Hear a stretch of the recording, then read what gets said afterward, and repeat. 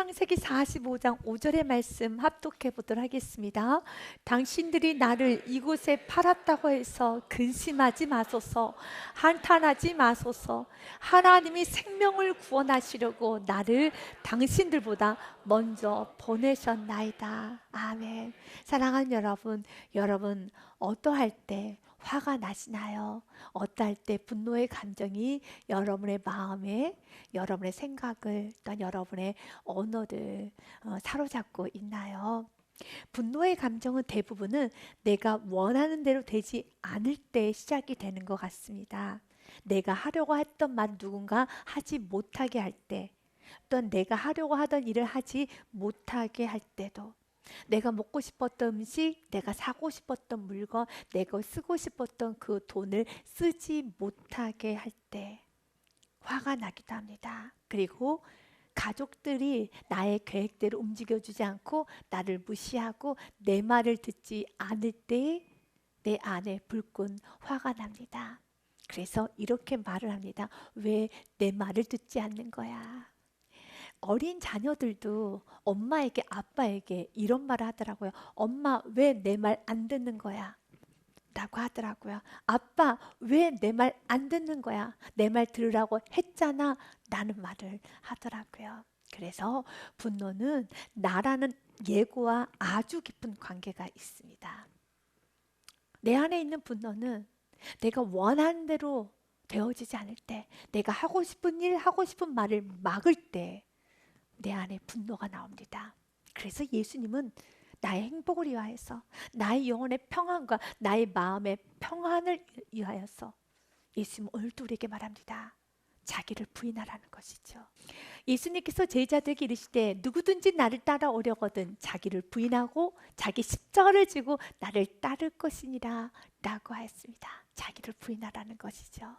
마가복음의 말씀에도 이렇게 되어 있습니다. 무리와 제자들을 불러 이르시되 누구든지 나를 따라오려거든 자기를 부인하고 자신의 생각, 자신의 고집, 자신의 강함을 뒤로 하고 자기 십자가를 지고 나를 따를 것이니라 라고 말씀을 하시면서 35절에 누구든지 자기의 목숨을 구원하고자 하면, 여기서의 목숨은 자신이 소중히 여기는 것을 말합니다. 내가 생명처럼 소중히 여기는 거, 여러분은 무엇을 소중히 여기나요? 나의 자존심을 내 생명보다 소중히 여긴다면, 또 내 생각과 내 고집, 이런 모든 것들을 내가 집착하고 내가 주장만 한다면 너는 잃게 될 것이나, 그러나 누구든지 나와 예수와 복음을 위하여서 자기의 목숨을 내가 소중히 여기는 것들을, 내 생각과 나의 고집과 나의 강함과 나의 자존심을, 나의 모든 것을 내려놓으면 진정 우리는 얻게 되는 것입니다. 사랑하는 여러분, 주님께서는 오늘도 우리 내면에 있는 강함이 꺾어지기 원합니다. 자신의 주장과 자신의 고집이 이제는 꺾어지기를 원합니다. 그리고 분노하는 것이 아니라 마음의 문을 열고 잘 들어보십시오. 분노할 문제가 아닙니다. 고쳐야 할 부분입니다. 분노해야 될 문제가 아닙니다. 이제는 바꿔줘야 할 때가 되었죠. 그리고 어떤 상황에서도 하나님을 믿기 시작하면, 어떤 상황에서 하나님의 섭리를 느끼게 되면, 어떤 상황에서 하나님께서 일하심을 내가 믿으면 분노하지 않습니다. 요셉처럼요. 하나님의 사람 요셉은 분노할 수밖에 없는 상황임에도 불구하고 그는 분노하지 않았습니다. 원망도 하지 않았습니다. 원한을 품고 살지도 않았습니다. 그는 온유하게 성실하게 기쁘게 살았습니다. 어떻게 그렇게 살아갈 수 있었을까요? 하나님의 놀라운 은혜이시요. 요셉의 나이 17세 때 요셉은 형들에 의해 구덩이에 던져지고 이스마엘 상인의 은 20에 팔려 노예시장으로 팔려갑니다. 그리고 노예시장에 요셉은 매달려 있습니다. 그 모습을 보았던 보디발 장군이 그 요셉을 사서 자신의 노예로 잡습니다. 이렇게 요셉은 형들의 미움을 받아서 구덩이에 던져졌고 예굽의 노예로 팔렸습니다. 얼마나 억울합니까? 얼마나 한스럽습니까? 얼마나 분노가 납니까? 그런데 성경은 요셉이 분노하였더라, 원망하였더라, 한을 품고 살았더라, 그가 슬퍼하며 울었더라 라는 말씀이 기록이 없어요. 오직 요셉을 향해서 이렇게 말을 합니다. 창세기 39장의 말씀은 1절에 요셉이 예굽의 노예로 끌려갔으나 요셉이 이끌려 예굽에 내려가매 바로의 신하 친위대장 애굽 사람 보디발이 그를 그리로 데려간 이스마엘 사람 손에서 요셉을 산이라. 그리고 요셉이 그런 모든 상황에서 분노하였더라, 억울해하였더라, 한이 맺혀서 살았더라 라고 기록된 것이 아니라 요셉이 형통하였더라 라고 기록이 되어 있습니다. 여호와께서 요셉과 함께 하심으로 그가 형통한 자가 되어 그의 주인 애굽 사람의 집에 있으니. 3절 말씀에도 그의 주인이 여호와께서 그와 함께 하심을 보며 또 여호와께서 그의 범사에 형통하게 하심을 보았더라 라고 되어 있습니다. 그렇습니다. 요셉은 형통한 자가 되었습니다. 여호와께서 요셉과 함께 하심으로 그가 형통한 자가 되어 그의 주인 애굽 사람의 집에 있으니. 아멘. 여호와께서 요셉과 함께 하심으로 형통한 자가 된 것입니다. 요셉은 하나님 나와 함께 하심을 믿었습니다. 주님은 여러분과 함께 하십니다. 요셉은 주님이 나와 함께 하시는 걸 믿었습니다. 어떤 면에서 하나님 나와 함께 하시는 그 믿음이, 하나님 나와 함께 하셔 라고 하셨던 그 메시지가, 이것을 내가 그대로 받아들이지 않으면 오히려 하나님이 나와 함께 하셔?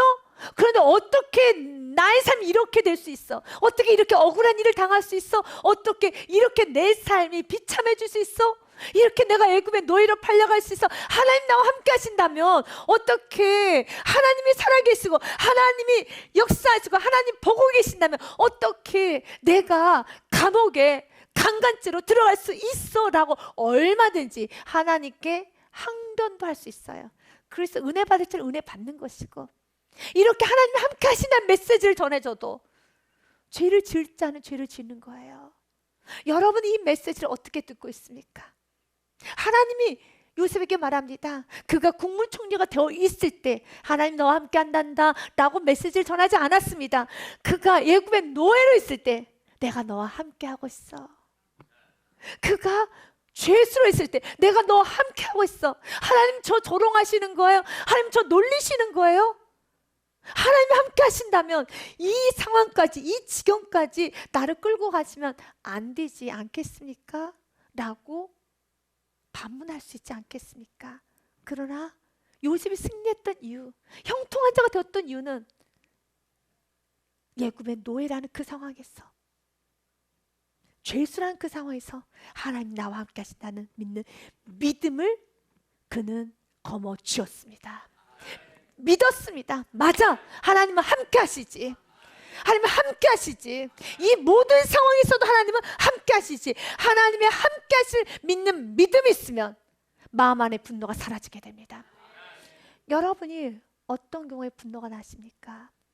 나의 말을 상대방이 끊을 때, 내가 하고자 하는 일을 하지 못하게 할 때, 내가 먹고 싶은 거, 내가 사고 싶은 거, 내가 쓰고 싶은 돈을 쓰지 못하게 할 때, 내 말을 듣지 않을 때, 가족이 내 지시를 따르지 않을 때, 또 누군가가 나에게 당신 이것이 문제라고 지적이라는 걸 했을 때, 당신은 이기적이야, 당신은 게을러, 당신은 욕심이 많아, 당신은 참 무책임해, 당신은 가르치기만 좋아해, 난 여러 가지 말을 들었을 때 화가 나죠.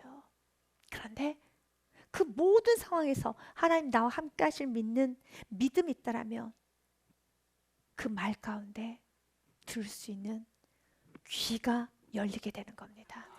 여러분, 요셉과 같이 이렇게 완벽하다라고 할 정도로 흠이 없는 요셉도 찾아 들어가 보면 흠이 많지요. 맞아, 요셉이 그렇게 말하고 다니면 안 되지, 그렇게 말하고 다니면 안 되지, 이렇게 요셉이 흠이 있어요. 요셉도 흠이 있는데 우리에게 흠이 없겠습니까? 누군가 나에게 지적을 했더라면, 누군가 나에게 채권을 하고 또 나의 말을 막았고 나의 일을 멈추게 했을 때는 하나님이 나와 함께 하심을 믿고 잠시 마음 안에 있는 모든 생각과 나의 강함을 내려놓으시고 귀를 열고 들어보십시오. 그러면 이해가 될 것입니다. 나의 생활 방식을 바꿔야 되는구나. 내가 업무 처리 방식이 잘못됐구나. 내가 소통하는 방식이 잘못됐구나. 나의 말과 행동이 잘못되었구나라는 것을 깨닫게 되는 것입니다. 깨우침을 받게 되면 분노는 사라져요. 사랑하는 여러분, 귀를 열어보십시오. 마음의 문을 열어보십시오. 하나님 여러분 함께 하십니다. 여러분의 슬픔, 여러분의 아픔, 여러분의 답답함 다 아십니다. 그럼에도 불구하고 하나님께서 그 소리를 듣게 하셨고 그 환경에 여러분 노출시켰다라면 그 모든 상황에서 하나님의 음성으로 들어보십시오. 하나님 나와 함께 하시는 그 음성으로 들어보십시오. 그리고 고쳐보십시오. 마음의 문을 열고 바꿔보십시오. 놀랍게 여러분 삶이 바뀌게 될 것입니다. 점점 더 성숙해져 갈 것입니다. 형통한 삶을 살게 될 것입니다. 분노는 우리의 인생을 어렵게 만들어요. 분노는 좋은 게 아닙니다. 그래서 분노에 관한 경고의 말씀이 아주 많아요. 분노하지 말라는 것입니다. 잠언의 말씀에 보니 12장에 미련한 자는 당장 분노를 나타내거니와 슬기로운 자는 수욕을 참는단다. 노하기를 더디하는 자는 크게 명철하여도 마음이 조급한 자는 어리석음을 나타내느니라.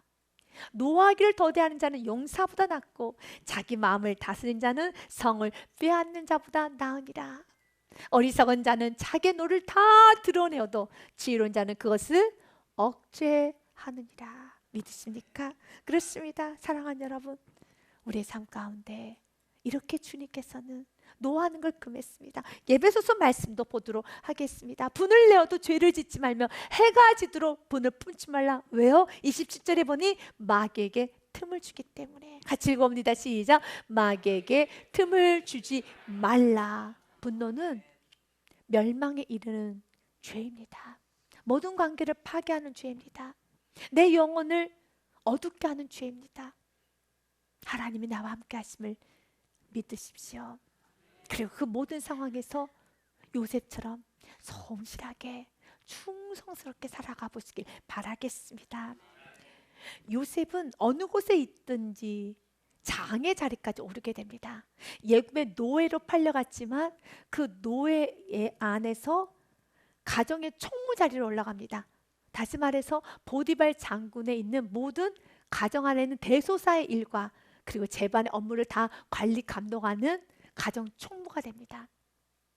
또한 죄수로 있을 때도 간수장이 요셉의 성실함과 요셉의 그 밝은 모습을 보고 모든 죄수들을 다 다스리는 반장으로 세워줍니다. 여러분, 요셉은 이렇게 노예 생활을 해도 죄수 생활을 해도 인정받았어요. 왜 이렇게 인정받을 수 있었을까요? 그 마음에 분노가 없기 때문에. 여러분은 어떤 사람과 같이 일하고 싶습니까? 또한 여러분이 고용주라면, 여러분이 팀장이라면, 여러분이 리더라면 누구를 사원으로 채용하시겠고 누구와 함께 일할 것이고 어떤 사원과 함께 협업을 하겠습니까? 마음 안에 분노가 많고 짜증이 많고 불평이 많고 항상 우울하고 화가 많은 사람과 여러분 같이 일하거나 그 사람을 채용하겠습니까? 아닐 겁니다. 이런 글이 있었습니다. 분노가 많은 사람은 중요한 책임을 맡는데 여러 가지 면에서 적합하지 않다라는 그 말에 이런 글이 쓰여 있었습니다. 분노가 많은 사람은 불안정한 판단을 합니다. 구성원들에게 불안과 위축감을 줍니다. 문제가 있을 때 문제 해결보다는 감정적인 대립에 에너지를 더 많이 소모하기 때문에 효율성과 생산성이 저하됩니다. 분노가 많은 사람은 문제가 있을 때 자기 방어적인 태도를 보이기 때문에 주변 사람들에게 존경을 받을 수가 없게 되어 공동체 균열이 일어나게 됩니다. 그렇습니다.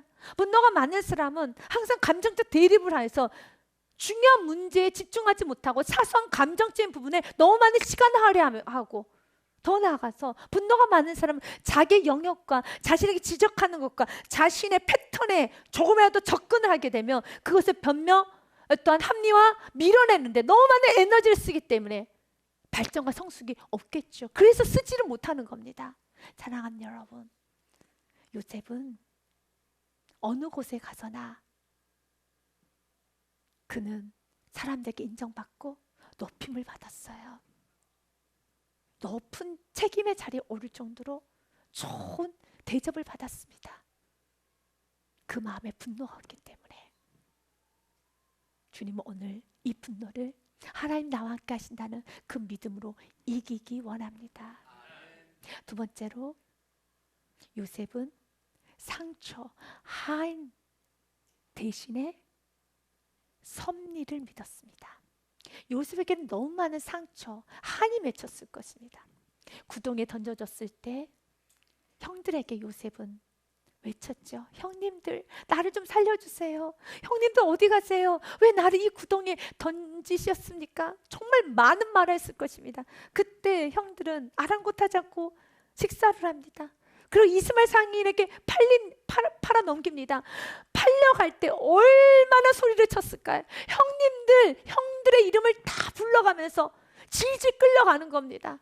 그 비참함이란, 그 아픔이란 다시 생각하고 싶지도 않을 것입니다. 그것은 한이 맺혀졌을 것입니다. 내가 그때 그렇게 외쳤는데, 그 이스마엘 상인에게 질질 끌려가고 있는 그 요셉 얼마나 무서웠겠습니까? 그리고 애굽에서 노예시장에 매달려 있는 그 요셉 얼마나 큰 상처, 한이 되었겠습니까? 그렇기 때문에 요셉은 그 한에 묶여 살 수밖에 없어요. 하지만 그는 한의 상처에 묶여 사는 것이 아니라 그는 아주 밝게 살았죠.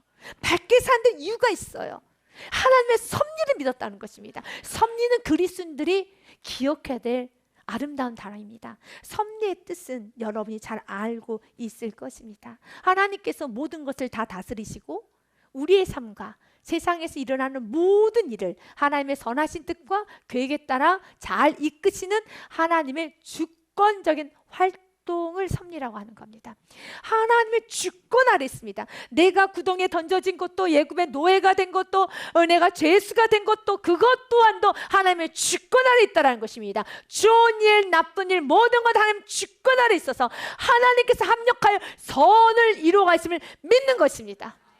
지금 그 포인트, 그 지점만 보면은 내가 실패자인 것 같고 지금 내가 일이 안 되는 것 같지만 그 지점을 뛰어넘어서 전체를 보면 하나님의 계획하심 아래 있다는 것입니다. 중요한 건 그 계획하심 아래 내가 해야 될 일이 있죠. 내가 순종해야 될 것이 있죠. 내가 살아야 될 영역이 있죠. 그것을 하셔야 하는 것입니다. 로마서 8장 28절 말씀에 보니 하나님을 사랑하는 자, 그 뜻대로 부르심을 입은 자들에게는 모든 것이, 여기서 모든 것은 좋은 일이든 나쁜 일이든 다 합력하여 선을 이루시느니라. 중요한 부분은 하나님을 사랑하는 겁니다. 요셉은 하나님을 사랑했어요. 여전히 요셉은 미숙함이 많았죠. 형들의 얼굴에 낯빛을 살피지 못했고 그들이 그렇게 불쾌하게 여기고 있는데 자꾸 말을 해요. 그 정도로 그는 공감 능력 제로였습니다. 그는 미숙함이 많았습니다. 하지만 하나님을 사랑했어요. 그래서 그의 나이 17세에 애굽의 노예로 팔려가서 얼마든지 자기 인생을 엉망으로, 진창으로, 마음대로, 정욕적으로 살 수 있었지만 하나님을 사랑하기 때문에, 하나님의 뜻대로 부르심을 받았다는 자신이 누구인지를 알았기 때문에 하나님 앞에서의 삶을 살았습니다. 성실하게 살았습니다. 이렇게 부족하여도 여전히 내 안에 혈기가 있고 내 안에 부족함이 보이고 내 안에 미숙함이 있어도 그럼에도 불구하고 하나님을 사랑하고 하나님의 뜻 가운데 여러분이 있기를 원하면 그 뜻 가운데서 한 걸음 한 걸음 나아가면 하나님께서 합력하여 선을 이루어가실 믿으시길 바라겠습니다. 이제 우리에게 필요한 것은 시편 37편의 말씀입니다. 37편 말씀에 보니 여호와를 의뢰하고, 이 의뢰라는 단어를 섭리라는 단어와 좀 바꿔서 우리가 해석해 봐도 좋을 것 같습니다. 여호와를 의뢰하고 하나님의 섭리를 믿고 신뢰하고 하나님의 일하심을 믿고 신뢰하고 하나님께서 역사하시고 하나님께서 이루실 하나님을 믿고 신뢰하고 선을 행하라. 땅에 머무는 동안 그의 성실을 먹을거리로 삼을 지어다. 그리고 기뻐하여라. 하나님의 섭리를 믿으면 내 마음에 기쁨이 찾아와요. 이 모든 것 또한도 지나가리라. 또 이 모든 것 합력하여 선을 이루리라. 지금 이 고통은 영원하지 않고 이것 또한 하나님께서 아시고 하나님의 섭리 안에 있다는 것을 내가 기억합니다. 그리고 나아갑니다. 또 여호와를 기뻐하라. 그가 내 마음의 소원을 내게 이루어 주시리로다. 사랑하는 여러분, 요셉은 마음 안에 한을 품는 것이 아니라 하나님의 섭리를 믿었습니다. 그리고 그 믿음 그대로 하나님께서는 요셉을 통하여서 이스라엘 12지파를 형성하였고, 기근에서 애굽이란 나라, 이웃 나라를 구원하는 축복의 통로로, 이스라엘을 부강케 하는 축복의 통로로 그를 크게 사용하여 주셨습니다. 세 번째로, 요셉은 미움 대신 용서를 선택했습니다. 요셉은 형제들을 만나자 용서합니다.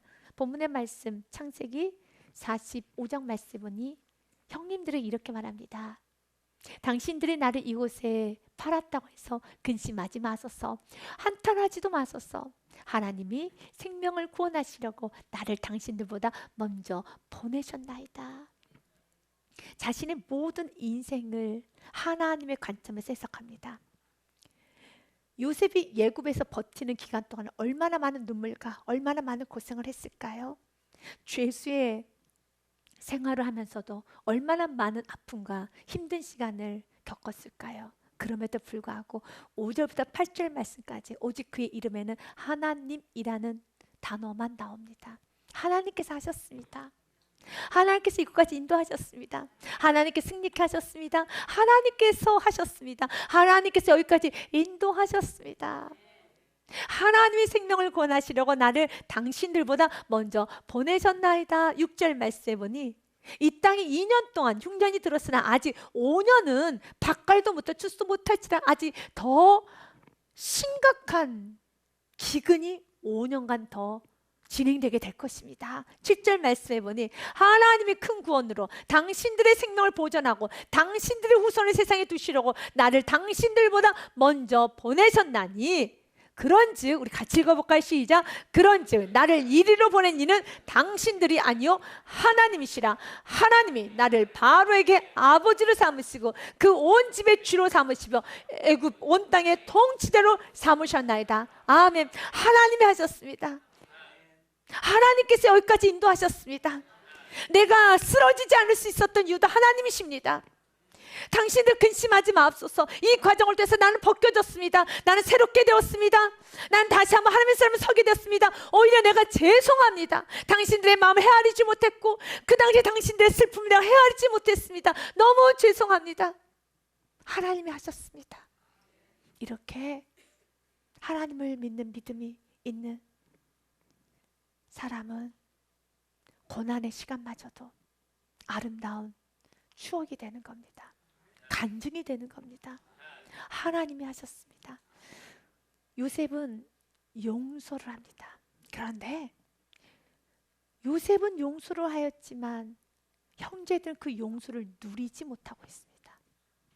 분명 요셉이 용서를 하였고 형님들은 요셉의 용서에 감사를 하였었습니다. 그런데 창세기 50장 말씀에 보면 요셉의 형들이 거짓말을 하기 시작합니다. 아버지 야곱이 세상을 떠나게 됩니다. 죽었습니다. 죽자 요셉 형들이 또 거짓말하기 시작해요. 뭐라고 거짓말하는가? 요셉의 형제들이 그들의 아버지가 죽었음을 보고 말하되 요셉이 혹시 우리를 미워하여 우리가 그에게 행한 모든 악을 다 갚지는 아니할까 하고 16절 말씀해 보니 요셉에게 말을 전하여 이르되 당신의 아버지가 돌아가시기 전에 명령하여 이르시기를, 거짓말이죠. 그런 말 한 적 없습니다. 17절 말씀해 보니 너희는 이같이 요셉에게 이르라. 내 형들이 내게 악을 행하였을지라도 이제 바라건대 그들의 허물과 죄를 용서하라 하셨나니 당신 아버지 하나님의 종들인 우리 죄를 이제 용서하소서 하매라고 자신이 거짓말로 아버지가 이렇게 말했다라고 하며 요셉에게 말을 건넵니다. 그 말을 들었던 요셉이 그들이 그에게 하는 말을 들을 때 울었더라. 지금도 하나님은 우리를 보며 울고 있을 것 같습니다. 난 널 용서했는데 나는 널 용서했는데 왜 또다시 거짓말하는 거지? 왜 믿지 못하지? 왜 믿지 못할까요? 그래서 죄를 짓지 말라는 거예요. 죄를 짓게 되면 누군가가 정죄하는 것이 아니라 자기가 자기 자신을 정죄하는 겁니다. 내가 순종의 길을 가게 되면 자기가 자기 자신을 축복합니다. 그러나 내가 불순종의 삶을 살면은, 내가 지금 어그러진 길을 가고 있으면 자기가 자기 자신을 정죄해요. 누가 정죄하는 것이 아닙니다. 사랑하는 여러분, 언제나 주님의 사랑을 그대로 받아들여서 이제는 여러분 삶에 죄에 묶이지도 마시고, 미움에 묶이지도 마시고, 원망, 불평, 분노에 묶이지도 마시고, 주님 내게 주신 은혜 붙잡고 달려나가는 이번 한 주간 여러분의 삶이 되시기를 주님의 이름으로 축복드립니다.